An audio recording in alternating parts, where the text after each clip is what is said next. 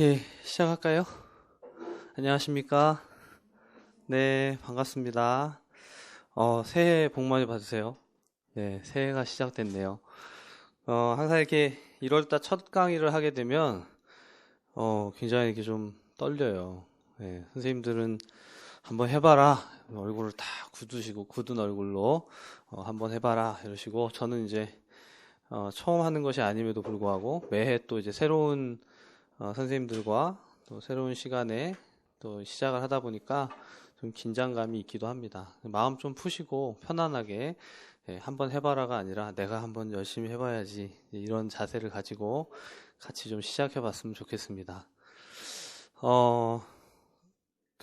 시작을 하기에 앞서서 우리가 이제 이 강의가 전공 보건 강의죠. 우리 보건교사 임용고시 준비하는 강의고 선생님들은 다 동일한 배경을 가지고 우리가 간호학을 공부하고 오셨을 거예요. 그쵸? 네, 이런 거 물어보니까 너무 웃기죠? 네, 당연한 걸. 저도 이거 벌써 10년째 강의를 하는데 적은 기간이 짧은 기간이 아닌 것 같은데 정말 할 때마다 새롭다는 생각이 듭니다. 자, 근데 선생님들하고 이제 오늘부터 시작해서 이제 이론 강의를 진행을 해요. 이론은 다 우리가 대학을 다니면서 공부를 해본 적이 있으시죠? 그쵸? 네, 처음 보는 내용이 아니에요. 그런데 처음 보는 내용이 아닌데도 처음 보는 것 같은 그런 이상한 일이 이제 공부를 하다 보면 벌어지고 있죠.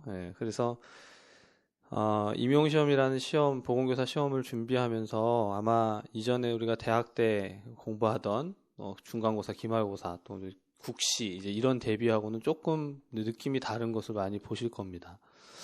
근데 이제 간혹 강의를 이렇게 시작을 하려다 보면 들으시는 선생님들의 백그라운드를 전혀 모르기 때문에 이미 공부를 해봤거나 또는 처음 공부를 하거나 이제 각자 좀 상황이 달라요. 근데 이제 그것을 다 감안을 못합니다. 그래서 제가 강의를 할 때는 처음 한다라는 생각을 가지고 선생님들이 지금 처음 시작하신다라는 그런 개념을 가지고 진행을 하다 보니까 혹 이제 이전에 한 번이라도 임용을 준비하고 공부하셨던 분들은 좀 쉽게 느껴지실 수도 있을 것이고 시간이 가면 갈수록 이제 저랑 같이 공부를 하면 속도가 붙으면 이게 좀 빨라지는구나, 내가 이해가 좀 힘든 경우도 있구나, 이런 부분들도 있을 수 있어요. 근데 그런 것을 잘 따라오시려면 오늘 첫 시간이 좀 중요한 것 같습니다. 공부는 같이 하겠지만 중요한 건 그거죠. 제가 선생님들한테 이거 중요하니까 이거를 암기하셔야 돼요, 이걸 꼭 공부를 해야 됩니다 라고 얘기를 하는데 선생님들이 저에 대해서 신뢰가 안 되시면 저 사람 말하는 거 믿을 수가 있을까? 그러면 공부가 안 돼요.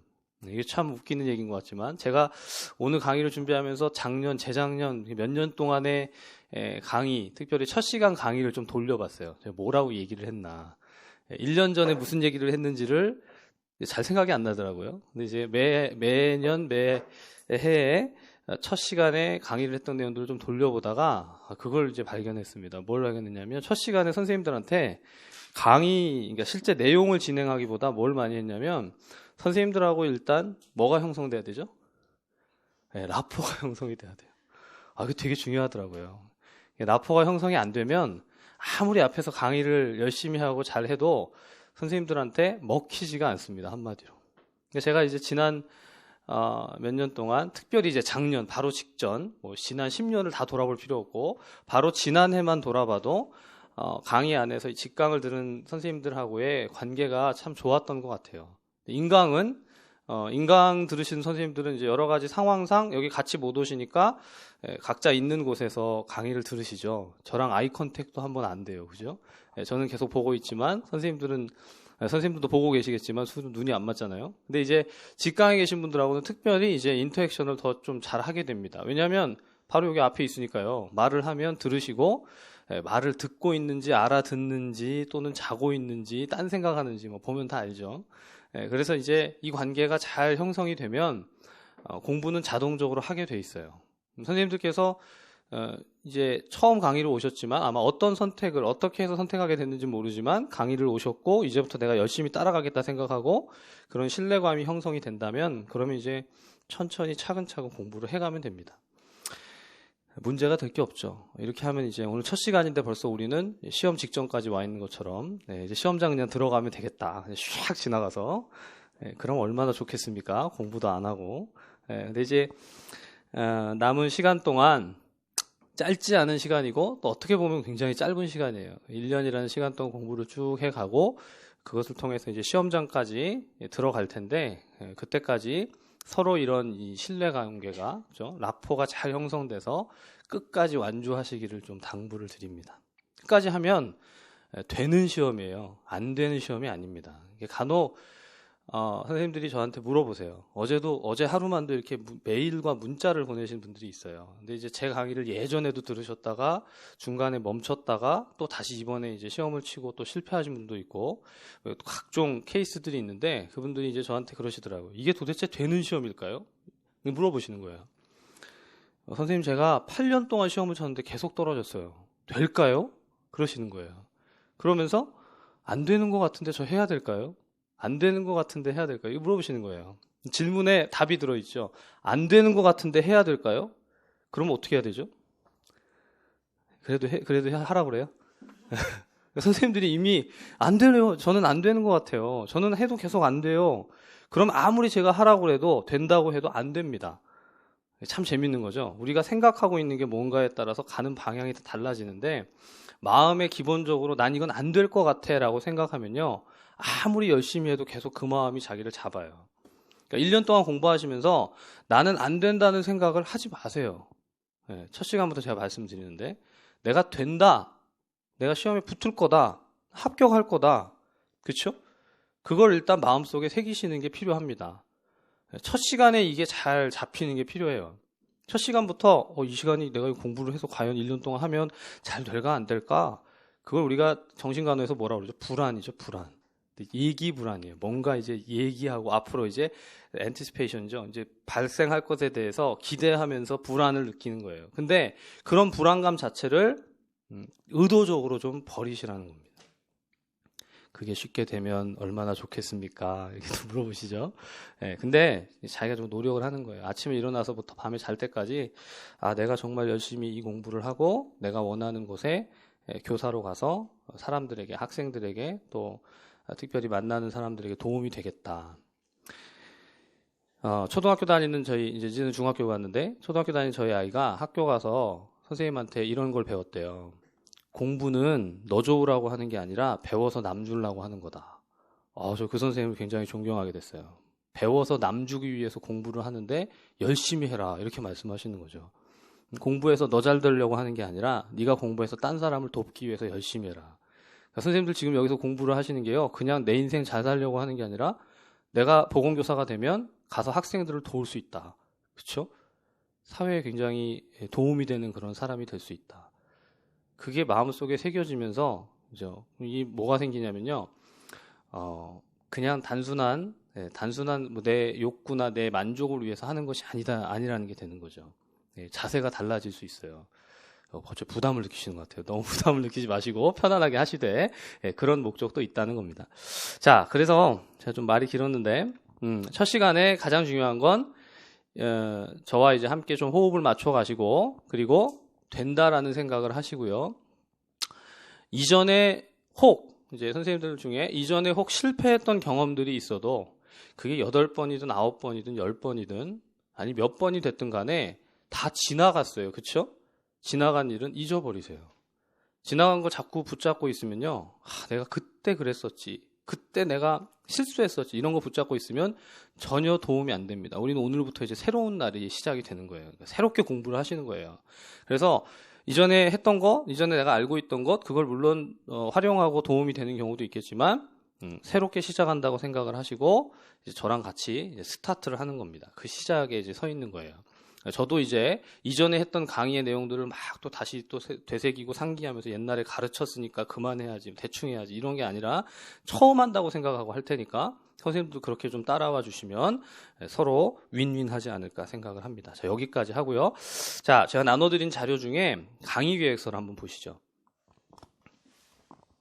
사실 첫 시간에 가장 중요한 것은요. 선생님들하고 저하고 이 강의가 도대체 어떻게 흘러갈 것인지 그죠? 이 강의의 내용이, 이 강의의 진행이 어떻게 되는지를 잘 좀 새기는 게 필요해요. 제가 첫 번째 하는 강의는 이제 1월, 2월 달, 지금부터 시작해서 2월까지 진행된, 정확하게는 3월 5일까지 진행되는 기본 이론 강의입니다. 그렇죠? 자, 기본 이론 강의는요, 어떤 강의냐면, 쉽게 말씀드리면, 우리가 이론을, 정리하는 강의예요. 이론을 체계적으로 다시 새기는 겁니다. 아까 말씀드렸지만, 대학 때 공부했다고 이걸 다 기억하는 게 아니기 때문에, 다시 한번 리마인드를 하는데, 리마인드가 아니라 새로 새기는 거죠, 새로. 자, 그래서 거기 첫 번째 1번에 보면 제가 이렇게 써놨어요. 임용 기출의 출제 근거가 되는 강론. 제가 밑줄 쳐놨는데요.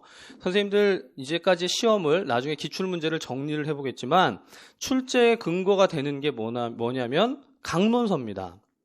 저는 이제 사실 이렇게 강의를 하기 때문에 많은 학생분들이, 수강생분들이 선택을 잘 못하는 경우도 있어요. 왜냐하면 강론 가지고 강의를 하면 난 정리를 못하겠다, 어렵다, 이거 어떻게 하라는 거냐, 이렇게 좀 혼란스러워 하시는 경우도 있는데, 분명한 건 뭐냐면 임용시험에 출제되는 내용이 강론에서 나와요. 선생님들 이제 제가 교재라고 명명해 놓은 강론서, 지역사회간호학 총론, 분야별, 그리고 정신간호 총론, 이런 내용들에서 시험 문제가 출제가 됩니다.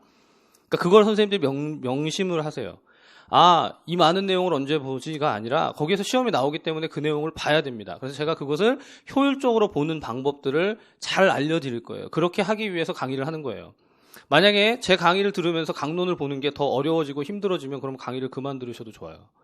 그리고 제가 선생님들께 분명히 말씀드리는데, 혼자서 내가 이 책을 5번, 6번, 7번, 이렇게 10번 볼 수 있다. 그러면 사실은 이 강의가 필요가 없습니다. 그래서 제가 이렇게 말씀을 드리면, 뭐지? 강의 오지 말라는 건가? 나는 할 수 있을 것 같은데? 예, 그러고 이제 가서 혼자서 하시는 분들이 잘 없어요. 왜냐하면 힘들거든요. 선생님들 전공책 한 5번 이상 혼자 읽을 수 있을 것 같아요? 네, 잘 안 돼요. 쉽지 않습니다. 그래서 강론을 잘 분석하고 새겨가고 필요한 내용들을 뽑아낼 수 있도록 도와주는 강의를 제가 하는 거예요. 강의는 보통 두 가지의 형태가 있는데요. 제가 아는 것을 선생님들한테 막 다 전달하는 강의가 있고요. 두 번째는 같은 자료를 두고 그 자료에서 필요한 것을 뽑아낼 수 있도록 어시스트하는 게 있습니다. 저는 임용 강의는 두 번째라고 생각을 해요. 이 내용 우리가 다 처음 배우는 게 아니기 때문에 똑같은 것을 두고 선생님들이 거기서 필요한 내용들을 엑기스를 뽑아내는 거죠. 그게 시험에 출제되는지 아닌지에 대해서 맞춰보는 것도 이제 강사가 해야 되는 역할일 거고요. 자, 그래서 스스로 공부할 수 있도록 돕는 강의다. 되게 중요하죠. 제가 밑줄을 안 걷는데, 스스로. 선생님들 공부를 안 하시면 이 강의는 꽝입니다. 그죠? 이렇게 얘기하니까 어떤 분들이 그래요. 자기주도 학습이구나. 자기주도 학습이구나. 그죠? 자기주도 학습은 맞는데요. 자기주도를 하지만 옆에서 이제 계속 채찍질을 해주는 거죠. 공부할 수 있도록.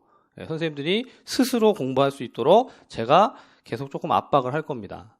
적어도 강의에 나오시고, 또 인강을 드신 선생님들도 마찬가지예요. 인강으로 강의를 들으면서 계속해서 따라오지 않으면요, 도태돼 버려요. 따라갈 수가 없어요. 이건 진도대로, 순서대로 쭉 진행돼서 우리가 1년 코스로 가야, 1년을 쭉 가야 그래도 강론서를 한 5번 정도, 4-5번 정도 읽고 그 내용을 파악하고 시험장에 들어갈 수 있게 돼 있습니다. 그래서 그 순서대로 가는 것이 굉장히 중요해요. 스스로 공부를 하셔야 되는 거고. 자, 두 번째, 이제 그 기출에서 가장 큰 비중을 차지한다고 써놨는데요. 지역과 정신입니다. 이거는 1, 2월 달 2달 동안 지역사회간호학과 정신간호학 이 두 과목을 정복하는 거예요. 선생님들 머릿속에 오늘 첫 시간에 이런 아주 기본적인 세팅이 딱 체계가 되어져 있어야 이후에 공부하시면서 이제 흔들리지 않습니다. 우리는 1월, 2월에 뭐 하는 거냐면 지역과 정신을 띄는 거예요. 지역 정신을 띄는데 교과서는 3권입니다. 지역사회 총론, 분야별, 정신간호 총론. 그죠? 이렇게 3권을 가지고 두 가지의 영역을 띄는데요. 제가 아주 단적으로 말씀드리면 이 두 과목을 만약에 1, 2월 동안 공부하면서 정말 나는 완벽하게 띄었다. 네, 완벽하게 하면 선생님들이 한 번씩 웃으시더라고요, 다. 네, 근데 만약에 정말 완벽하게 강론을 열심히 보고 여기 있는 내용들을 잘 숙지했다. 그러면 그 이후에 공부를 하나도 안 하다가 9, 10월, 11월 이때 모의고사를 좀 풀고 시험장에 들어가면요. 만약에 이걸 정확하게 잘 숙지한 상황에서 들어간다면 제가 봤을 때 60, 70%는 정답을 맞출 수 있어요.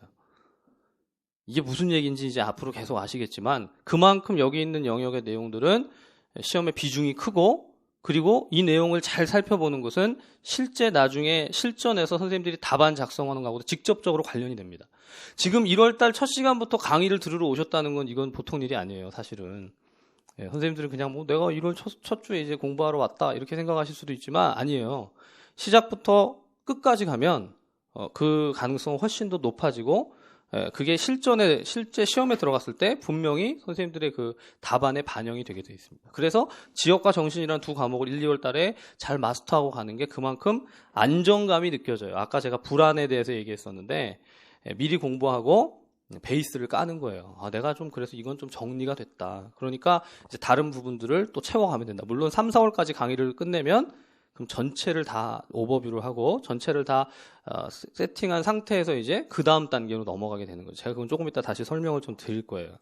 자, 근데 이제 세 번째, 그러면 이걸 어떻게 정복할 거냐? 거기 제가 보면 밑줄 자료랑 핵심 퀴즈라고 해놨는데, 자, 밑줄 자료는 제가 다음 시간부터 제공을 해드릴 겁니다. 다음 시간부터 매주 제공을 해드릴 건데, 이게 뭐 제공을 하면 뭐냐면요. 오늘은 제가 다른 자료를 드렸는데, 교과서의 몇 페이지에 어떤 데에 줄을 치시고 그 내용을 기억하고 가십시다. 이거예요. 그러니까 강론을 읽는 걸 힘들어하는 이유가 뭔지 제가 분석을 좀 해봤어요. 이유가 뭐냐면 어디서 어디까지 읽으세요 했더니 읽었는데요. 뭘 읽었는지 하나도 머릿속에 안 남아요. 읽긴 읽었는데 뭐 10페이지 읽었는데 20페이지 읽었는데 뭘 봤는지 모르겠어요. 그래서 이제 제가 방법을 찾은 게 정확하게 어디를 줄을 끄고 어디에 필요한 단어들에다가 아예 밑줄을 쳐드리면 그 내용은 확실히 보고 넘어가는 거예요. 근데 그게 이제 제 말로 뭐냐면 논리블록입니다. 논리블록. 선생님들 지금 거기에 밑줄, 제가 지금 나눠드린 강의계획서 안에 밑줄이 꺼 있죠. 위에 세 줄에. 출제 근거가 되는 강론, 지역정신 두 과목, 밑줄 자료와 핵심 퀴즈. 그게 그 세 줄에 있어서 핵심이에요. 다른 말 다 필요 없어요. 그거면 돼요. 그죠? 똑같이 지역사회 간호학, 정신간호학, 강론서를 읽을 때도 그렇게 밑줄 친 논리 블록이 있으면 그것만 보시면 되는 거예요. 그게 키워드고요. 그게 핵심입니다. 그 내용은 사실 암기를 하면 되는 내용들이에요. 자, 그런데 처음부터 이걸 암기하겠다고 가기 시작하면 선생님들 시험 못 봐요. 제가 매해 1월달 첫 강의에서는 이 얘기를 항상 합니다. 1월부터 공부를 하는데 나는 다 외울 거야. 그렇게 하는 사람은 절대 합격할 수가 없어요. 다 외우겠다는 생각을 버리세요. 갑자기 막 부담이 없어지잖아요. 공부가 편하겠는데. 외우겠다는 생각을 하지 마세요. 그럼 어떻게 합니까? 외우겠다는 생각을 하지 말고요. 그 내용을, 줄 꺼진 내용을 내가 반복해서 보겠다. 한 번 보고, 두 번 보고, 세 번 보고, 네 번 보고, 지겹도록 보겠다. 이런 생각을 갖는 거예요. 외우겠다는 생각을 하지 마시고. 네, 외우는 게 더 쉬울 것 같아요. 나는 암기가 자신 있는데 그런 분들 아니죠? 말씀들을 안 하시니까 알 수가 있나. 자, 중요한 건 그래서 암기가 아니라 밑줄 자료를 이제 드리게 되면 밑줄을 끈 것을 가지고 선생님들이 반복해서 그 내용을 읽어가시면 제가 바라고 원하기는 이제 제가 기대하는 건 뭐냐면 선생님들이 제가 꺼드리는 밑줄의 그 논리 블록대로 순서가 있잖아요. 교과서에 순서가 있고 그 논리 블록이 있으면 그대로 따라가면 제가 지금 인지하고 있고 제 머릿속에 정리되어져 있는 그런 강론의 내용 정리와 선생님들도 똑같이 만들어 드리기를 원하는 겁니다. 그래야 뭐가 되냐면 기출문제를 풀 수 있고 그래야 모의고사를 풀 수 있고 실전에 대비해서 이제 대응력이 적응력이 생기는 거죠. 굉장히 좋아요. 이렇게 하면 돼요. 쉽게 말씀드리면. 그러니까 강론서를 열심히 보겠다는 마음을 좀 가지세요. 그게 가장 크고요. 자, 그래서 거기 이제 밑줄 자료 옆에 보면 핵심 퀴즈라고 돼 있는데 이것은 지금 학원하고 좀 협의를 해서 아마 다음 주 전에는 다시 공지가 될 텐데 지금 우리가 9시 30분부터 4시 30분까지 이론 강의를 진행하고 이제 과거에는 어떻게 했냐면 작년까지는 이 강의 시간 안에 퀴즈를 풀었어요. 퀴즈 문제를 선생님들 풀고 그 내용을 이제 확인하고 이런 시간을 가져서 강의 진도를 진행해 나가는데 조금 이제 시간이 부족함이 있었습니다. 그래서 아예 좀 분리를 했어요. 4시 반까지 강의를 하고 퀴즈라든가 이런 이제 문제를 푸는 것을 아예 좀 별도로 선생님들하고 강론을 리뷰하고 확인해 갈 수 있도록 그렇게 좀 멘토를 해드릴 수 있는 시간을 좀 가지려고 합니다. 한 2시간 정도. 그래서 선생님들 공부를 하시게 하는 거죠. 목요일 날은 학원 가면 공부만 한다. 이렇게 될 수 있게. 예, 그래서 4시부터 6시까지, 4시 반부터 6시 한 반 정도까지, 물론 한 6시 한 20분이면 끝날 거예요. 근데 이제 그렇게 해서 요 후반부에 퀴즈 내지는 그날 강론에 해당되는 그 내용들을 좀 정리할 수 있도록, 그러니까 이제 공부를 같이 하는 거죠. 그렇죠? 앞에 이제 강의 시간에도 제가 선생님들에게 내용들을 좀 정리해드리고 쭉 풀어가지만 그 시간 안에는 2시간 안에는 문제를 간단히 푼다거나 그 내용을 가지고 확인하고 머릿속에 좀 집어넣을 수 있도록 그런 시간을 통해서 중요한 건 뭐냐면 거기 단권하라고 돼 있죠. 책이 내 손에 들어와야 돼요. 책이 내 손에 들어오는 거예요. 내가 이거 가지고 공부하는 거구나. 강론을 가지고 공부하는 게 어려운 이유가 뭐냐면 강론은 지역사회 총론, 분야별, 정신간호 총론, 성인간호, 여성간호 쫙 있는데 이걸 내가 어떻게 하지? 공부를 하고 났는데도 이거 많은데 이렇게 하는 게 아니라 공부한 내용들이 내 손에 좀 잡히도록, 그렇죠? 제 목표를 하는 게 그럽니다. 내 손에 잡히도록. 내 손에 잡힌다는 이렇게 물리적으로 막 묶어가지고 하나로 만든다 이런 걸 말하는 건 아니에요. 물론 이제 이런 방법도 있어요. 나중에 이제 선생님들이 논리 블록을 만들고 나면 아예 책을 뜯어가지고, 그렇죠? 줄친 곳, 형광 펜치라고 줄치고 정리한 내용들만 다 뜯어가지고 묶으면 그게 뭐가 되냐면 강론서에서 이제 나만의 이론서가 되는 거죠. 나만의 이론서. 그게 그렇게 돼서 사실은 마지막까지 그 내용을 여러 차례 회독수를 늘려서 돌리면 그게 자기 내용이 되는 겁니다. 자기 거로 만드는 거예요. 단권화를 하는 겁니다. 제가 그건 이제 차차 더 설명을 좀 드리겠지만 지금은 다른 생각 하시지 말고 이 강좌는 결국 내가 공부를 하는데 강론서를 잘 읽어갈 수 있도록 확실하게 어시스트가 되겠구나. 이제 그 생각을 하시고 가시면 돼요. 자, 강의 내용은 지역사회 간호와 건강증진, 학교보건, 정신간호, 이제 위에서 얘기했던 지역 정신 2가지의 과목을 약간 세분화하면 그렇게 한 4가지 파트 정도로 나눠질 수가 있고, 교재는 말씀드린 대로 3권입니다. 총론, 분야별, 정신간호, 총론. 이 3권을 우리가 1월 달부터 2월까지, 3월 5일까지의 강의 안에서 전체를 다 리뷰하고 전체를 다룬다. 거기 있는 내용들의 핵심을 다 파악한다. 이렇게 생각하시면 됩니다. 2달 동안 책 3권, 뭐 크게 어렵지 않을 것 같죠? 네, 선생님들 잘 따라오시기만 하면 어렵지 않아요. 어렵다고 생각하면 못해요. 자, 그렇게 해서 오늘은 올해 1월 7일자에 보시면 지역사회 간호와 그래서 지역사회 간호의 이해, 이론 과정, 가족 간호, 개요 이론 과정 이렇게 되어 있는데 조금만 순서를 바꿔서 오늘 하루만 순서를 바꾸는 건 아니고 정확하게는 3회차에 있는 학교보건의 이해와 법령 파트에 과거에는 제가 이거를 따로 이 교재를 가지고 설명을 하기도 했는데 그 내용을 조금 먼저 다루려고 합니다. 오늘 첫 시간에. 왜냐하면 방법이 2가지가 있는데 제가 이제 강의를 하겠지만 선생님들께서 우리 그 지역사회 간호학 파트에 접근하는 방법이 크게 2가지가 있어요. 첫째는 뭐냐면 이론을 중심으로 접근하는 방법이 있고요. 2번째는 법을 중심으로 접근하는 방법이 있습니다. 이 2가지가 조금 차이가 있는데 이론을 중심으로 접근한다는 것은 지역사회 간호학의 근간이 되는 배경이 뭐냐, 이론이 뭐냐, 그렇죠? 그 뼈대를 잡아놓고 거기서 이제 출발하는 방법이 있고, 또 하나는 법령. 자, 학교보건에 있어서의 법령이 뭐냐, 어떤 것이 관련 법령인지, 관련된 법령, 학교보건법 시행령, 시행규칙 별표, 그리고 건강검사 규칙, 간염병, 그리고 뭐 건강증진법, 국민건강증진법 이런 법령들에 대한 것을 좀 구체적으로 살펴보고 가는 그런 방법이 있어요. 2가지로 좀 나눠지는데 제가 이 이론적인 접근을 하는 것은 개관을 좀 해드리고 오늘은 그리고 법령을 가지고 실제로 법령의 내용들이 강론서 안에 사실은 그대로 들어와 있습니다. 그래서 그 내용을 조금 설명드리는 것으로 강의를 진행하려고 합니다. 자, 그렇게 일단 개관을 좀 하고요. 자, 먼저 이론적인 접근을 한다. 이제 이론적인 접근은 지역사회 간호와 정신간호, 성인간호, 여성간호, 아동간호 이런 영역들이 다 있죠. 우리가 이것을 다 이미 국시를 하시면서 이런 영역을 나눠서 공부를 해보셨어요. 그렇죠? 자, 그런데 선생님들 이렇게 영역을 나눌 때요. 얘네들을 다 통합하는 그런 체계 내지는 프레임에 대해서 들어본 적이 있으세요? 예.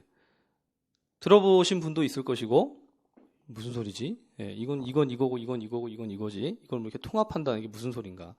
자, 저랑 같이 공부를 하시면서 기본적인 백그라운드를 좀 맞춰야 되는데, 임용시험이지만, 우리 이제 시험에 대비하는 그런 강의지만, 선생님들이나 저나 베이스에 동일한 것을 좀 깔고 가야 됩니다. 무슨 얘기냐면, 지역사회, 정신, 성인, 여성 다 뭐냐면 공통점이 간호학이에요. 간호학이라는 학문 체계 안에서 어떤 프레임을 가지고 있는가, 어떤 틀을 가지고 있는가, 이걸 똑같이 이해하고 가야 이후에 이제 시험과 관련된 대비를 하는 데 있어서 우리가 시간을 절약하고 노력을 좀 절약할 수 있습니다. 그래서 첫 시간에, 저는 이 시간이 제일 중요하다고 생각하는데, 첫 시간에 선생님들이랑 저랑 눈높이를 좀 맞추는 거예요. 자, 뭘 하는 거냐면 이 프레임 틀을 제가 딱 그려드리면 아마 그거구나 이렇게 아실 수 있을 텐데, 이런 틀이 있어요. 이후에 책을 가지고 다시 볼 때는 제가 이 부분은 조금 간략히 설명하고 넘어가겠습니다. 자, 이런 것 보신 적 있죠? 예. 간호학을 공부한 사람들 중에 이 그림을 보고 모른다, 이건 난 본 적이 없다 하는 사람은 거의 없는 것 같아요. 근데 이렇게 세 가지의 그림을 그릴 때 여기는 대상, 여기는 목표, 여기는 행위, 방법, 수단이라는 명칭을 보통 쓰게 됩니다. 자, 이게 뭐죠? 네, 지역사회, 간호의 개념 틀이에요, 개념 틀. 네, 뭐 선생님들 필기를 하셔도 되지만 그냥 이렇게 좀 이해를 해보세요. 오늘 그냥 첫 시간에. 지역사회 간호의 개념틀, 무슨 말이냐면 지역사회 간호를 이해하는 방법입니다. 이 틀이.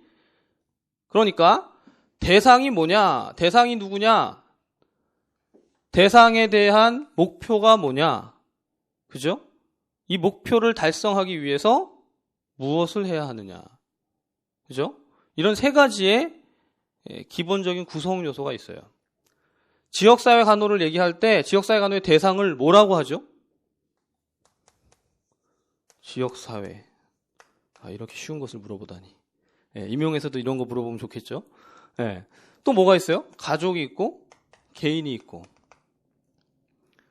이런 것들이 지역사회 간호의 대상에 들어갑니다. 대상에. 그리고 목표는 뭐라고 얘기하냐면, 목표는 지역사회가 건강한 거고 가족이 건강한 거고 개인이 건강한 거예요. 근데 그걸 다른 용어로 뭐라고 쓰냐면 적정 기능 수준의 향상이라는 용어를 씁니다. 들어본 적 있죠? 네.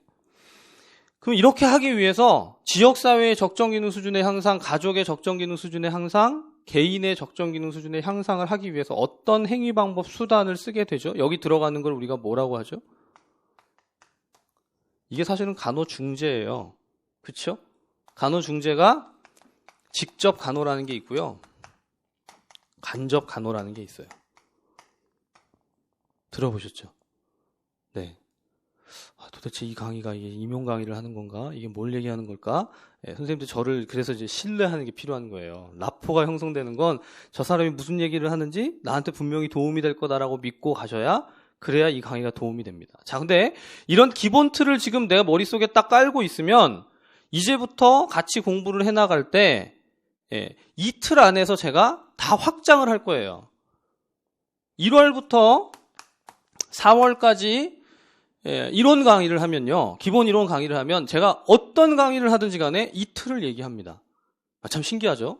근데 저도 강의를 한 10년 하면서 처음에는요, 그냥 이건 이거고, 지역은 지역이고, 정신은 정신이고, 성인은 성인이고, 아동은 아동이고, 막 그렇게 강의를 했어요.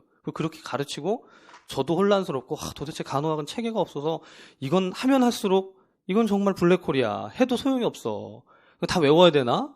외우지 않으면 할 수가 없는 그런 시험이네. 이러면서 참 힘들어 했는데, 어느 순간 이제 이런 체계와 틀을 조금 익히면서, 이 틀 안에서 선생님들 좀 설명을 해드리면, 훨씬 더 좀 효과적으로, 효율적으로, 내용을 정리할 수 있겠구나 이런 생각이 들었습니다. 자, 지금 이렇게 대상과 목표와 행위 방법 수단이라는 틀 안에서 이해를 좀 해보는 거예요. 지역사회 간호라는 것은 결국 어떤 대상이 있고 그 대상의 목표를 달성하기 위해서 행위 방법 수단이라는 것이 적용되어진다. 지역사회 간호학 책 전체는 결국 이 내용을 얘기를 하는 거예요. 이제 그게 뭔지 더 이해를 하시게 되겠지만 가장 먼저 그래서 지역사회가 뭔지를 얘기하고요. 지역사회의 간호가 제공되어지는 그런 현상이라든가 상황들을 설명하기 위해서 이론을 가지고 옵니다. 이론. 선생님들 기출문제를 한 번이라도 보셨어요? 네, 기출문제 구경들 해보셨죠? 그 기출문제들에 보면 지역사회 간호 이론이라는 것이 가장 시험에 다빈도로 출제됐어요. 빠진 적이 거의 없습니다. 근데 왜 그렇게 이 이론을 출제를 하느냐? 지역사회가 목표를 달성하는데 어떤 행위 방법 수단을 사용하는지를 보여주는 기본적인 틀이기 때문에 이걸 가지고 시험 문제에 출제를 해요. 가장 베이스예요, 그게. 자, 그런데 재밌는 것은 요 대상이 지역사회가 아니라 가족이면 어떻죠? 가족이면 가족의 목표 달성을 위해서 어떤 행위 방법 수단이 제공되느냐. 그걸 바라보는 이론이 또 있죠. 그 이론을 뭐라고 그러죠? 가족 간호 이론이라고 해요. 그죠? 그러면 선생님들 공부해서 시험 보면 어디로 가요? 병원이라고 하시는 분도 있는 것 같아요. 아니에요. 학교죠, 우리. 학교로 가죠. 학교로 갑니다. 그럼 학교가 대상이 되면 학교의 목표 달성을 위해서 행위방법 수단을 적용하는 것은 사실은 학교 이론이 돼야 되죠. 그렇죠? 근데 학교 이론이라는 것은 없어요. 뭐냐면 학교를 그냥 지역사회라고 보고 있습니다. 학교 지역사회. 즉 지역사회 안에 학교라는 것도 있고 가족이라는 것도 있고 개인이라는 것도 있고 그룹이라는 것도 있고 여러 가지가 있지만 그런 대상들을 바라보는 방식이 지역사회 간호학의 기본적인 개념 틀이라는 거예요. 이해가 되세요? 어렵지 않으시죠? 네. 혹시라도 헷갈리시면 대상, 목표, 행위, 방법, 수단이라는 게 기본 틀이구나. 이것만 이해하시면 됩니다. 자, 그런데 이걸 조금 더 확장해서 대상자가 정신장애가 있어요. 그러면 정신장애가 있는 대상자의 목표 달성을 위해서 중재를 하는 데는 어떤 이론이 필요하죠? 자신 있게 하셔야 돼요. 틀린다고 제가 해코지하지 않습니다. 네. 뭐가 필요하죠? 정신간호 이론이 필요하겠죠. 그렇죠? 우리 시험에 정신간호 이론이 시험 문제로 많이 출제가 되어 왔어요. 그럼 정신간호 이론을 다루는 데는 어디예요? 정신간호죠. 그죠? 그럼 이게 정신장애가 아니라 성인의 문제다. 그럼 어디로 갈까요? 성인으로 가겠죠. 이게 성인의 문제가 아니라 아동의 문제다?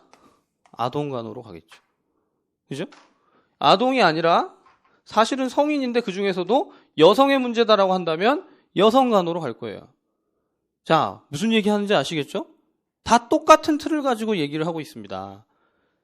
자, 근데 선생님들이 이런 기본 베이스를 가지고 지역사회 간호학이라는 것을 이해를 해가면 또 정신간호를 이해를 해가면 성인간호를 이해해가면 여성간호를 이해해가면 여기서 뭐가 보여질 수 있냐면 우리 임용시험에 출제되는 출제 가능성을 찾을 수가 있어요.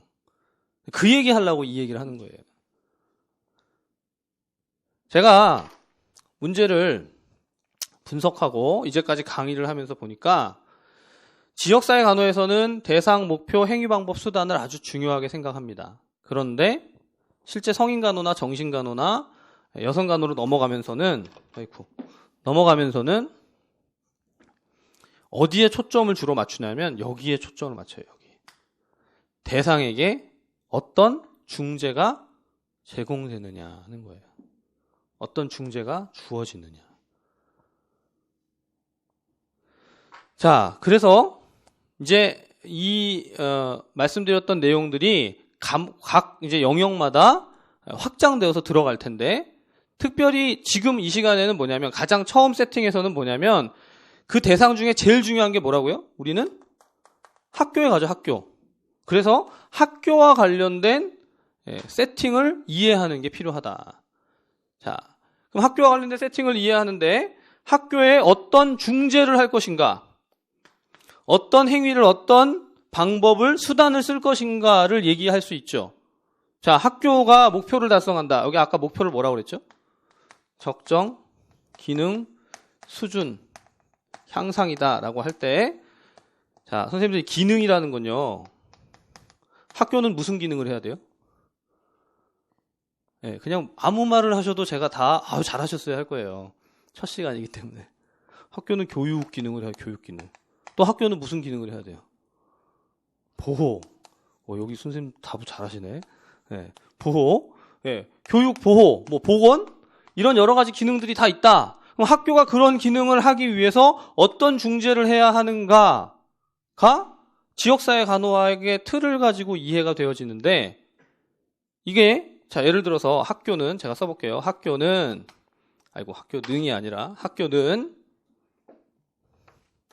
학생들을 잘 지도해야 한다 라는 문장이 있어요. 이렇게 해야 될 의무가 있어요? 학교가? 당황하십니다. 너무 어려우세요? 학교는 학생의 관련되는 걸 해야죠. 건강 관리를 해야 한다. 해야 해요? 안 해야 해요? 해야 되죠. 왜요? 법에 있으니까. 법에 있으니까. 자, 무슨 얘기를 하는 거냐면 학교라는 대상에 중재를 해야 되는데, 그 기능 향상을 위해서 중재를 해야 되는데, 해야 되는 이유가 어디에 있냐면 법령에 있습니다. 법령에. 자, 왜 임용시험에서 법을 시험 문제에 낼까요? 가장 기본적인 기준이기 때문에 그래요. 가장 기본적인 거. 자, 선생님들한테 제가 올해 시험에 출제될 것을 한번 예언을 해봐라. 올해 시험에 뭐가 나올 것 같냐. 많은 걸 예언할 수 있지만 반드시 절대 틀리지 않고 예언할 수 있는 게 뭐냐면 학교보건 관련 법령에서 시험 문제가 나온다는 거예요. 누구나 다 예언할 수 있는 거죠. 학교보건 법령에서 시험 문제가 나와요. 자, 근데 학교보건 법령에서 시험 문제가 나온다는 것은 이런 틀 안에서 이해를 하면 선생님들이 지금부터 법령을 보다 보면 이게 중요하구나라는 인식을 할 수가 있습니다. 이 법을 근거로 해서 뭐가 만들어지냐면 이 학교에서 이루어지는 보건교사의 역할이라든가 직무라든가 학교보건과 관련된 여러 가지 프로그램이라든가 이것이 진행되는 근거가 되고 이유가 되기 때문에. 이해가시죠? 근데 재밌는 건 지금 말씀드린 이런 법의 중요성을 생각해보고 나중에 이제 이후에 분야별 교과서를 보잖아요. 지역사회 간호학 분야별 책을 보면 선생님들이 뭘 볼 수 있냐면 법에 있는 내용 그대로 다 옮겨놨네? 뭐 딴 내용이 적혀 있는 게 아니라 법 내용이 그대로 적혀 있는 거예요. 그런 경우가 대부분입니다. 그러면 법만 좀 정확하게 이해하고 알아놓고 나면 그러면 분야별 책에서는요 진도가 그냥 막 나가요. 우리가 특별히 강론서를 다시 읽지 않아도 똑같은 내용을 얘기하고 있기 때문에.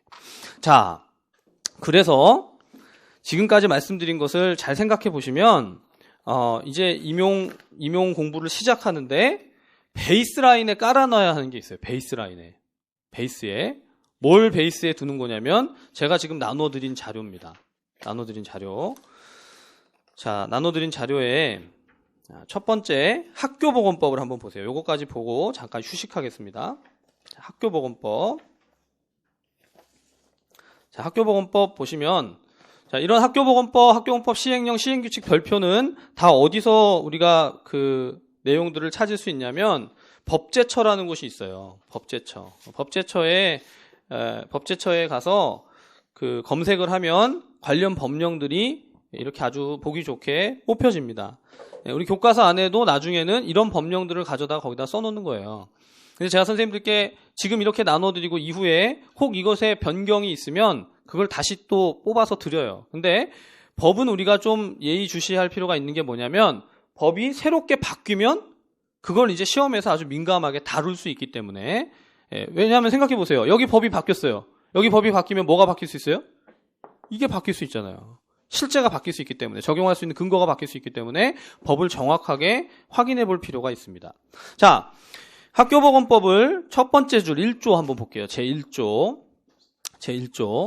첫 시간에 이제 법에 대한 학교보건법을 하는 것은 사실 좀 위험한 일이에요. 왜냐하면 선생님들이 어려워할 수 있기 때문에. 근데 제가 그 위험을 무릅쓰고 진행을 하는 이유는 베이스를 이렇게 깔고 가는 게 훨씬 더 튼튼하겠다고 생각을 하는 겁니다. 자, 첫 번째 줄을 보면 학교보건법 제1조, 이 법은 학교의 보건관리와 환경위생 정화에 필요한 사항을 규정해서, 그 다음 뭐라고 돼 있죠? 학생과 교직원의 건강을 보호 증진함을 목적으로 한다. 자, 첫 번째 줄은 제가 줄을 긋지 않았는데 암기를 좀 해보세요. 이거는 아까 외우지 말라더니 외우라고 하는가. 12월 달까지 외우시면 돼요. 지금 외우라는 게 아니라.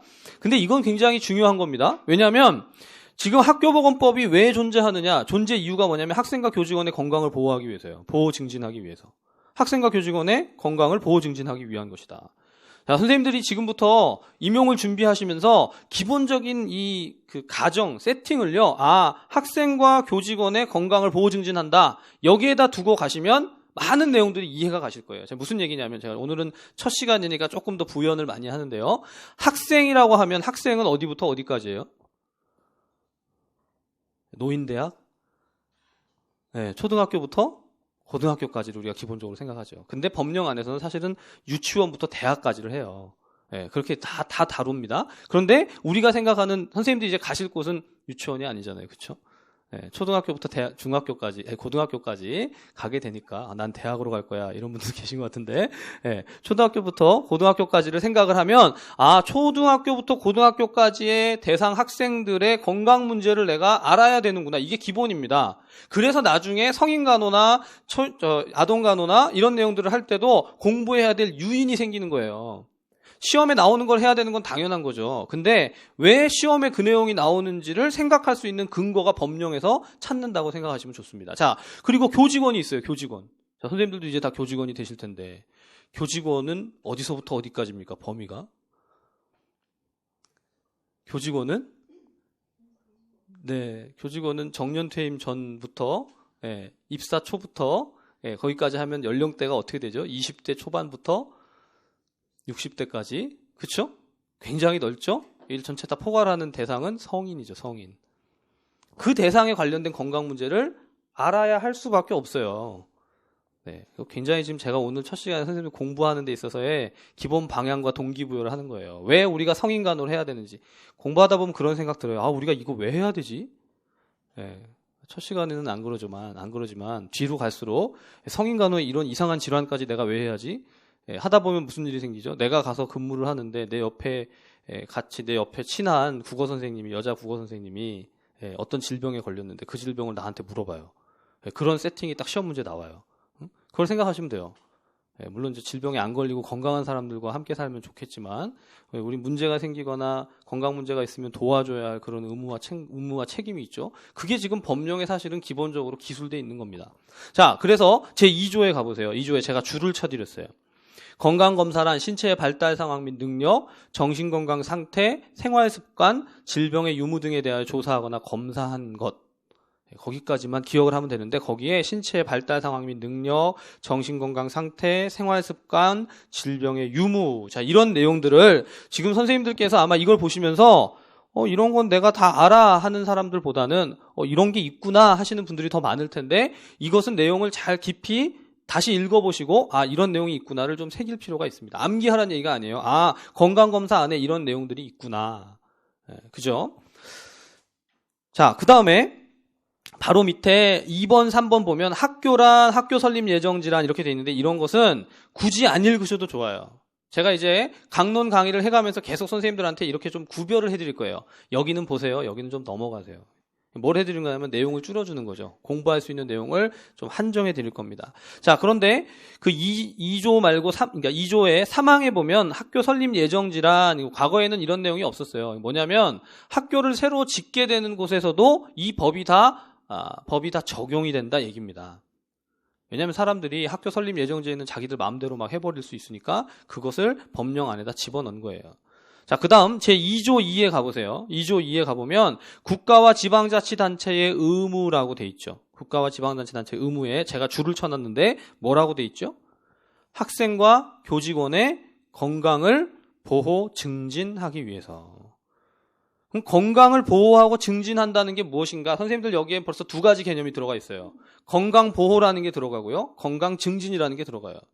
나중에 이제 공부하겠지만 건강 증진과 건강 보호는 개념 자체가 좀 다릅니다. 건강 증진은 적극적인 개념이고요. 건강 보호는 소극적인 개념이에요. 더 소극적인 개념은 뭐냐면 질병의 예방. 질병의 예방, 건강 보호, 건강 증진. 벌써 학교보건법 2조 2항에서 건강 증진과 관련된 아주 구체적인 내용들이 나오기 시작하는 거예요. 법이 이런 것인가? 이렇게 많은 내용을 담고 있었는가? 이제 이렇게 생각이 들 수가 있죠. 자, 3조에 가보면 줄친 것만 볼게요. 대통령령으로 정하는 바에 따라 보건실을 설치하고, 자, 그 다음 학교 보건에 필요한 시설과 기구. 그럼 선생님들 머릿속에 학교 보건이 뭔지를 알아야지. 이런 생각이 드시죠?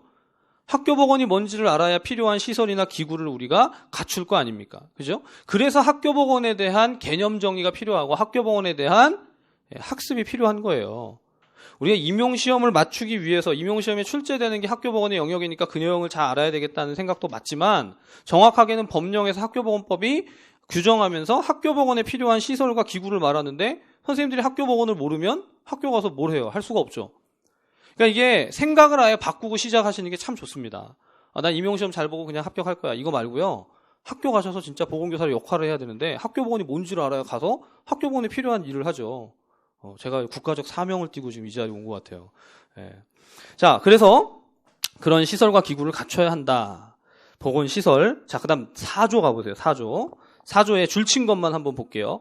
교사 안에서의 환기, 채광, 조명, 온도, 습도의 조절, 상하수도 화장실의 설치 및 관리, 오염공기, 성면, 폐기물, 소음, 휘발성 유기화합물, 세균, 먼지 등의 예방 및 처리 등 환경위생과 그 다음 식기식품 먹는 물 관리 등의 식품위생 그 두 가지의 용어가 있죠. 4조 전체를 통해서 줄이 쳐 있지만 두 가지를 뽑으면 뭐죠? 환경위생과 식품위생. 그렇죠. 선생님도 지금 그 내용 다 모르셔도 되는데 학교보건법에 환경위생과 식품위생이 나오는구나. 이건 아셔야 돼요. 자, 그렇기 때문에 환경위생과 식품위생이 등장하니까 나중에 우리가 지역사회간호학 안에서 환경위생과 관련된 환경보건과 관련된 것을 아주 세부적으로 학습을 해야 돼요. 시험 문제 나와요. 이유가 있는 거죠. 분명한 거예요. 학교에서 이루어지는 환경, 식품, 식중독 문제도 아주 엄청나게 계속해서 출제를 해왔습니다.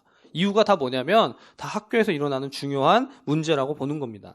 자, 그래서 2항에 가보면 교사 안에서의 환경위생 및 식품위생을 적절히 유지 관리하기 위해서 그 다음 줄 보면 결과를 기록 보존 보고해야 한다. 사실은 이제 여기까지는 논점이 확장되지 않았지만 결과를 기록 보존 보고한다는 것 자체도 이건 행정적인 업무인데 학교에서 보건교사가 해야 되는 역할, 학교보건법에 근거해서 해야 되는 행정적인 업무의 영역까지를 다 명시하고 있는 거예요.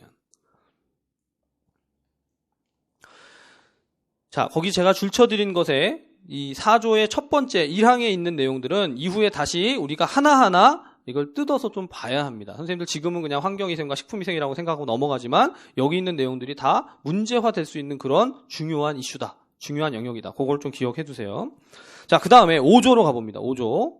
5조에 가보면 첫 번째 줄에 자, 아까 우리 학교의 기능이 뭐냐 이런 얘기를 잠깐 했었는데 거기 보면 첫 번째 줄에 보건, 위생 및 학습 환경을 보호하기 위하여 이렇게 돼 있죠.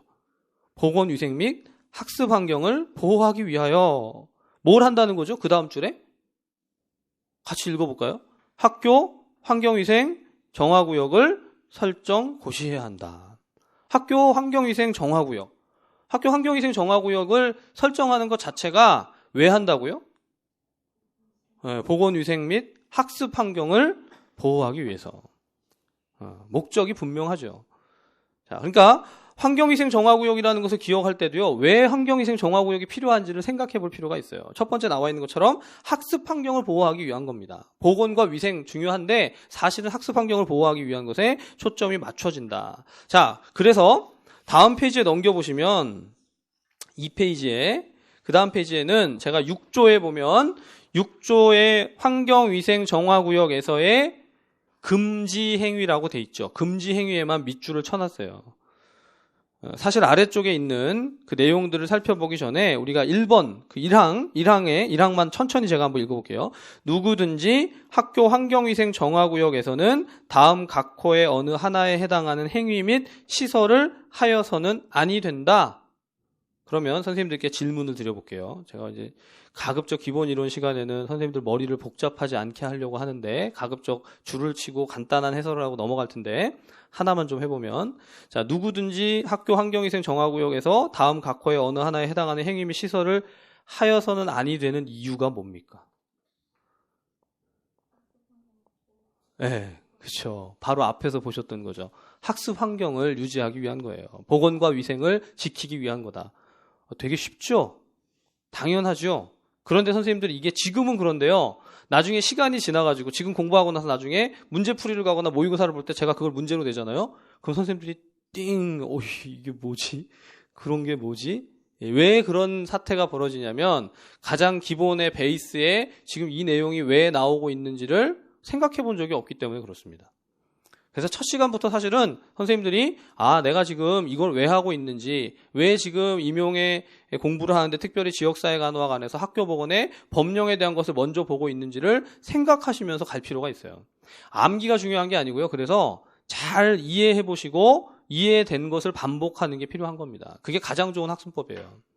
자, 그래서 아래쪽에 1번부터 20번까지 막 나와 있는 내용들은요. 이거 다 외우실 필요 없어요. 그런데 몇 가지만 좀 읽어보면, 밑으로 내려가 보면, 자, 첫 번째 줄에, 그러니까 1번의 두 번째 줄 보시면, 규제 기준을 초과하여 학습과 학교 보건위생에 지장을 주는 행위 및 시설. 충분히 이해 가시죠? 이 배출 허용 기준을 넘거나 규제 기준을 초과한 문제를 일으키는데, 환경위생에, 특별히 학습과 보건위생에 지장을 준다. 자, 바로 밑에, 총포 화약류의 제조장 및 저장소, 고압가스, 천연가스, 액화석유가스, 제조소 및 저장소. 이게 굉장히 위험하다 이런 거죠. 또 밑에 가보시면 5번에 도축장, 화장장, 납골시설. 6번째 폐기물 수집장소. 7번째 거기 끝부분에 가보시면 분뇨 처리시설. 8번째 가축의 사체 처리장. 9번째 감염병원, 감염병 격리병사, 격리소, 감염병 요양소, 진료소. 자, 이런 것을 읽어보시고 14번에 가보시면 당구장, 바로 위에 호텔, 여관, 여인숙.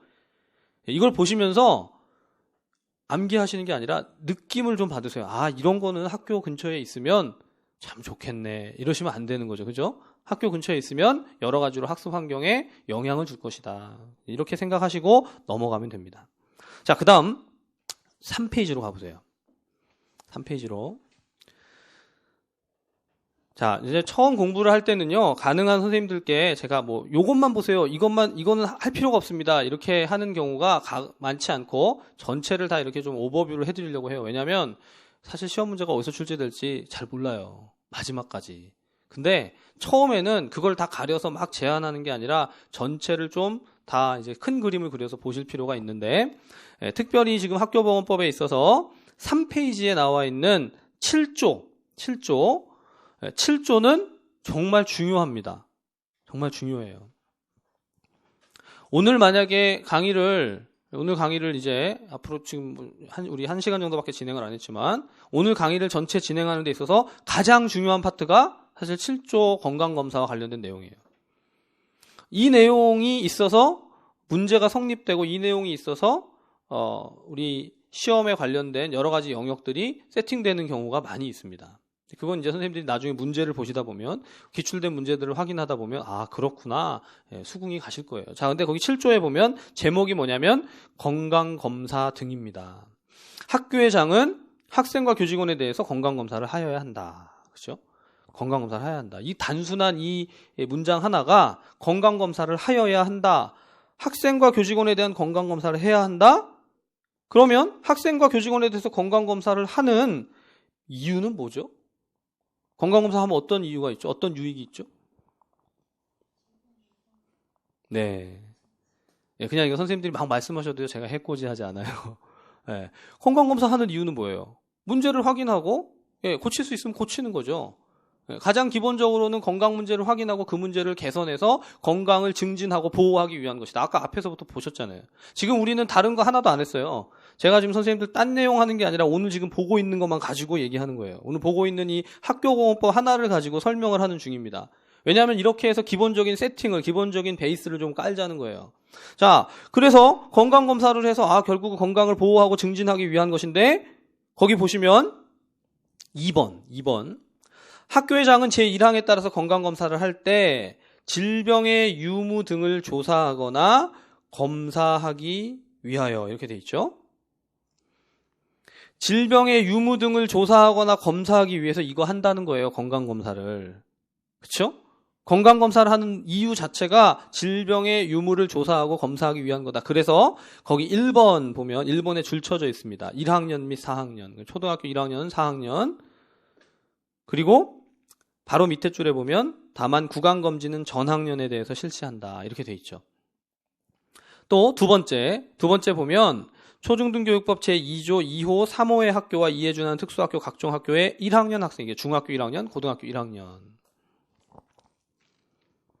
그러면 거기 지금 1, 2, 3번에 의해서 질병의 유무 등을 조사하거나 검사하기 위한 건강검사가 있다는 것을 우리가 머릿속에 새길 수가 있어요. 자, 그럼 이 그림 아까 여기서 생각해 보세요. 건강검사를 통해서 대상자인 학생들에게, 학생과 교직원들에게 건강검사를 통해서 적정기능 수준을 향상하기 위한 그런 과정을 가게 되는 것이다. 그게 이제 이 틀 안에서 이 내용이 적용이 되고 이해가 되는 거죠. 자, 그런데 3번을 보세요. 그런데 3번을 보면 제가 읽을게요. 학교회장은 제2항에 따른 건강검사 외에 학생의 건강을 보호 증진하기 위하여 필요하다고 인정하면 교육부령으로 정하는 바에 따라 그 학생을 별도로 검사할 수 있다. 이렇게 돼 있죠. 그러면 건강검사를 하는 것이 지금 기본적인 중재인데 별도 검사라는 것도 있을 수 있다. 그럼 건강검사가 행위방법수단에 들어갔는데 별도 검사라는 것도 여기 들어가서 대상자에게 적용해서 적정기능 수준 향상에 도달할 수 있다. 이런 기본적인 세팅에서 이 내용을 다 이해할 수가 있죠. 자, 그래서 별도 검사라는 것이 있다. 그럼 나중에 또 별도 검사가 뭔지를 생각해 볼 여지가 일단 남아있고, 바로 밑에 4번을 보면 그런데 이건 언제나 하는 것이냐, 건강검사는. 4번에 보세요. 밑줄 친 것만 한번 볼게요. 천재지변 등 부득이한 사유로 관할 교육감 또는 교육장의 승인을 받은 경우, 그때는 어떻다? 연기하거나 생략할 수 있다. 핵심은 연기 생략이죠. 네. 자, 그러니까 선생님들 7조를 한번 생각해 보세요. 이렇게 머릿속으로 그려보는 거예요. 오늘 집에 가셔서는 지금 공부한 내용들을 한번 머릿속에 쭉 그려보면서 오늘은 학교보건법을 했는데 학교보건법에 이런 목적이 있었고 건강검사라는 내용이 나왔었고 그 건강검사 또 환경위생 정하고요. 건강검사 같은 경우에는 어떤 틀을 가지고선 이야기를 하고 있었다. 이걸 머릿속에서 쭉 그려보시는 게 숙제예요. 우리가 강론서를 읽고 공부를 하고 나서 반드시 집에서 이렇게 리마인드를 해보시는 걸 좀 하셔야 돼요. 그것만 하시면 돼요. 암기는 필요 없는데 한번 다시 이렇게 머릿속에 쭉 그려보는 거예요. 제일 좋은 거야. 물론 공부하고 집에서 빡빡이로 완전히 빡빡하게 한 10번씩 쓰고 이러면 얼마나 좋겠습니까? 근데 그런 것은 시간이 낭비가 되니까 굳이 안 하셔도 되고 차라리 그 시간에 책을 더 읽으세요. 강론서를 반복해서 보세요. 자, 그런데 일단 그렇게 쭉 틀을 잡아갈 때 7조를 놓고 보면요. 건강검사를 해야 한다. 건강검사는 질병의 유무 등을 조사하거나 검사하기 위한 것이고 대상자는 초등학교 1, 4학년 그리고 중학교 1학년, 고등학교 1학년. 근데 이들에게 건강검사를 하는데 별도 검사도 할 수 있다. 그렇죠? 근데 그걸 또 항상 하는 게 아니라 언제나 안 해요? 천재지변이 생기는 경우에 그런 경우에는 안 하는 경우도 있다. 연기하거나 일부 생략하는 경우도 있다. 너무 쉽죠? 근데 선생님들 이걸 지금 쉽게 생각하는데 12월 달에 시험 문제 나오잖아요. 이거 나 생각이 안 나. 이게 돼요. 왜 그럴까요? 왜 그럴까요? 익숙하지 않아서. 지금 어색하고 좀 색다르지만 그래도 이걸 내가 알 수 있을 것 같아 하는데 이거를 완전히 덮어놨다가 나중에 시험장에서 처음 만나면 내가 옛날에 만나긴 만났었는데. 우리 그렇잖아요. 한 1년쯤 전에 소개팅한 사람 다시 만나면 그 사람 알아봐요? 1년밖에 안 됐으니까 알아봐야죠, 사실은. 사람인데, 그렇잖아요. 사람은 알아볼 수 있는데, 문제는 우리 이제 공부한 내용은 1년 지나면 완전히 이제 백지가 돼버리죠. 잘 기억이 안 날 수 있습니다. 그래서 반복해서 보는 거죠. 네, 갑자기 소개팅을 얘기하니까 별로 안 좋아하시네요, 다. 네, 저는 모릅니다, 잘 그런 걸. 네, 전 아시겠지만 저는 간호학과를 다녔으니까 소개팅을 잘 못 해봤어요. 네, 재밌는 얘기였는데. 네, 뭔 얘기하다가 갑자기 얘기가 새가지고. 네, 거기 6번을 보시면 6번 학교의 장은 제2조 1호의 정신건강 상태 검사를 실시함에 있어서 필요한 경우 학부모의 동의 없이 실시할 수 있다. 그건 제가 줄은 치지 않았는데, 자, 거기 2조 1항을 다시 한번 가보세요. 아까 밑줄 친 2조 1항. 2조 1항. 거기 보면 건강검사의 내용 안에 뭐가 있었죠? 신체의 발달 상황 및 능력, 정신건강 상태. 거기 정신건강 상태가 분명히 있었습니다. 그렇죠? 그 정신건강 상태를 검사하는 데 있어서 뭐가 없이? 학부모의 동의 없이 실시할 수 있다. 그죠. 이거 학부모들이 보면 이게 뭔 소리지? 왜 이렇게 해야 되는 거지? 이런 생각을 할 수도 있어요. 그런데 법령 안에 분명히 정신건강 상태 검사와 관련된 내용들이 들어가 있다. 사실 이것은 지역사회에서 하진 않지만 선생님들이 정신간호를 가서 공부를 하다 보면 정신상태 검사, 정신건강 상태 검사, 이걸 MSE라고 한다면 멘탈 스테이투스 이그제미네이션이라고 하죠. 정신상태 검사. 그거 자체를 가지고 사실 시험 문제화 할 수도 있습니다. 선생님 생각해 보세요. 정신상태 검사하는데 그때마다 학부모의 동의를 받아야 되면 어떻게 해야 되죠? 예, 대략 난감하죠. 네, 정신상태 검사는 어떤 것도 할 수 있냐면 그냥 오늘이 며칠이니, 오늘 무슨 요일이니, 100에서 7 빼면 얼마니, 이런 것도 해야 되는데 잠깐 기다려봐. 엄마한테 전화해가지고 얘한테 지금 집중력 테스트를 좀 해보려고 하면 이거 물어보고 하는 게 동의를 받고 하는 게 사실은 말이 좀 안 되죠. 그 사람 아이의 정신상태가 지금 굉장히 심각한 상황이고 사고나 감정이나 정서에 있어서 문제가 있다면 확인을 바로 해보는 것이 필요할 것이다. 근데 이제 그것만 말하는 건 아니에요. 이건 이제 그 전반적인 조사를 하는 데 있어서 여러 가지 측면들을 다 고려하고 있습니다. 자, 근데 그렇게 7조 자체가 굉장히 중요하다는 것을 인식을 좀 하시고, 그 다음 4페이지에 한번 가보시면요. 4페이지에 7조에 대한 것만 좀 살펴보고 우리 휴식을 좀 하겠습니다. 7조 2항을 보면 학생 건강증진 계획의 수립 시행이라고 돼 있어요. 거기 학생 건강증진 계획, 제가 줄은 안 쳤는데 선생님들 그것도 조금 주의해서 보셔야 됩니다. 학생의 건강증진 계획이라는 것이 실제로 학교에서 굉장히 중요한 그런 틀이 될 수 있다. 나중에 이제 시험 문제하고도 사실 연결이 돼요.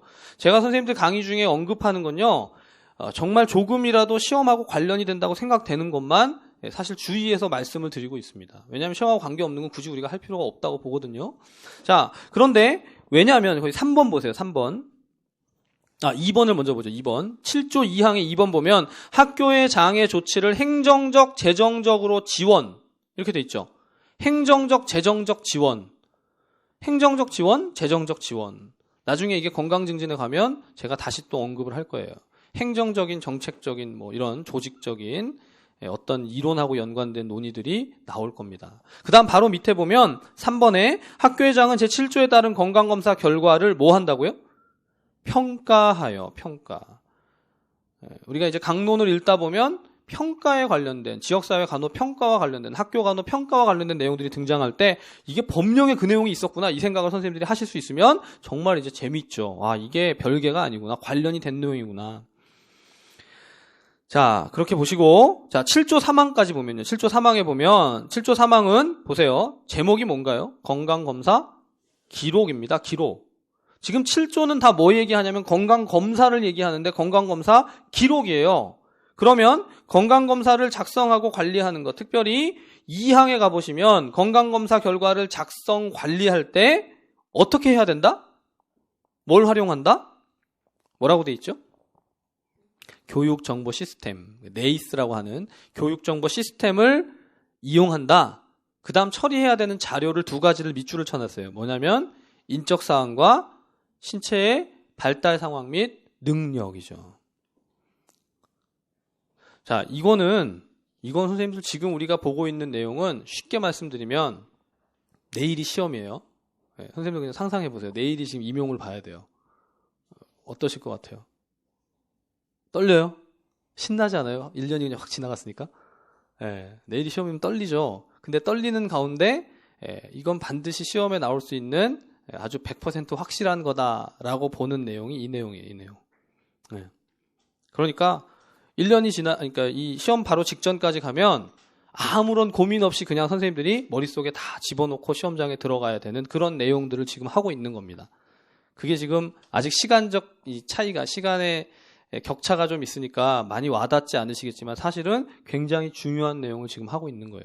그리고 이 내용을 잘 머릿속에 지금 차곡차곡 정리를 하고 좀 익혀두시면 우리가 강론을 읽어가는데 강론의 그 내용이 그 내용이구나. 이게 지금 내가 공부할 거를 이 법령 안에서 이미 다 다뤘구나. 이것을 이해하실 수 있을 거예요. 그래서 첫 시간부터 제가 그걸 먼저 좀 하고 가는 겁니다. 자, 우리 한 10분간 쉬시고 좀 편히 쉬시고 계속 또 진행하겠습니다.